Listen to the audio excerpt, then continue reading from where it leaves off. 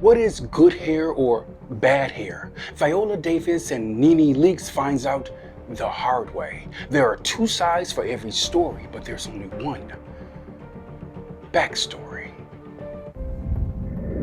A spokesman for good hair wigs wait anxiously for their potential celebrity clients. An array of styled wigs align the perimeter of the quaint office. The door burst open. Skepticism guided a subdued Viola Davis into the room, followed by reality star Nene Leakes. The scent of synthetic hair surrounded them. From time to time, Viola held her breath, vying to escape the god-awful stench. Lori Lee was the creative director of Good Hair Wigs. She was soft and endearing on the outside, but a brazen businesswoman on the inside. Nene, old friend, you look great. Viola, glad to meet you. I've seen all of your work, Viola. Viola gladly shook her hand. Lori, I was finally able to convince my friend, Viola, to rethink becoming a sponsor with Good Hair Wigs. Nene, wait, I didn't agree just yet. Do I have a stake in ownership if I endorse the product? Lori was not so careful with her words. I mean, you don't have stakes in the beauty supply stores in your neighborhood, right? But I think if we are promoting to my community, there should be an incentive. No, that's not how it works. Viola, we at Good Hair Wigs love, adore, and admire your commitment to wearing your natural hair. Thank you, I guess. But it's time to level up. Just look at Nene. She's made a pretty penny wearing our wigs, lashes, and baby hair. And I look fabulous. Viola glanced around the room seeking a lifeline. I'm an all-natural girl now. I don't do lace fronts. Mrs. Lee came closer, her tone ominously lowered. We don't call them lace fronts. Our wigs are called black spells. Black spells? Yes, once you put them on, your husband, boyfriend, lover will be under your deepest spell.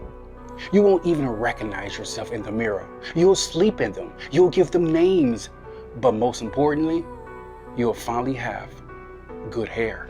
Viola watched the peculiar look on Lori's face. I think wigs provide a false sense of beauty. Look at my hair. It personifies freedom, a distinct liberation from societal standards. Viola makes a beeline to the door. Give it some time. You'll be back. Hearing Mrs. Lee's stark words forced her back. Viola, I'm talking beauty standards. You don't fit into that box. Let's create an alternate box. You will be a role model for all the girls in the hoods. They will all want wigs, lashes, and baby hair. My ancestors created beauty. We are the standard. That's odd. You wore wigs for years and now look down on the beauty industry. Viola, I think you're overreacting. Viola looked Nene over with disdain in her glare. Overreacting? You told me this was a reputable natural hairline. The hair is real. It's made with 100% natural human hair. I'll pass. Besides what? Look at you, Nene. Blonde hair? Who are you really trying to be? I sense a morsel of jealousy. No, what you sense is the truth. You can't demonize those that want to wear wigs.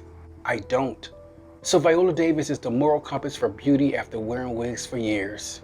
Viola, I'm offering you a $3 million contract to be an ambassador. Go on, girl. Just try on the wig. Viola fumed. You want me to get my queens to cover up their power and wear those synthetic death hats? Not interested. Wigs open doors. Natural hair closes them. What A-list celebrity wears natural hair? Viola thought about the question. Well, I do. I said A-list celebrity. Look, 40% of black women are now all natural. That has significantly cut into our margins. And there's the truth. Viola, black women are going to spend with us regardless of your endorsement. And how can you be so sure? Because black women have spent with us for decades. Every nail shop, beauty supply store, makeup line, we own. Or did you forget that part? Viola, she's right. Just take the money. My final offer is $5 million. Mrs. Lee exited the room, leaving Viola stranded in her own pool of doubt. Viola, you're forgetting the one cardinal rule of this business. What you won't do, some other person will. Wigs, lashes, and baby hair. Nene followed Mrs. Lee out the door. Viola stood alone, gawking at herself in the mirror. Her soul raged. She examined every strand of natural hair on her head. She cradled one of the wigs into her hands, placing it on her head. For a split second, she felt invincible, more beautiful than ever, before glancing over at the $1 million contract.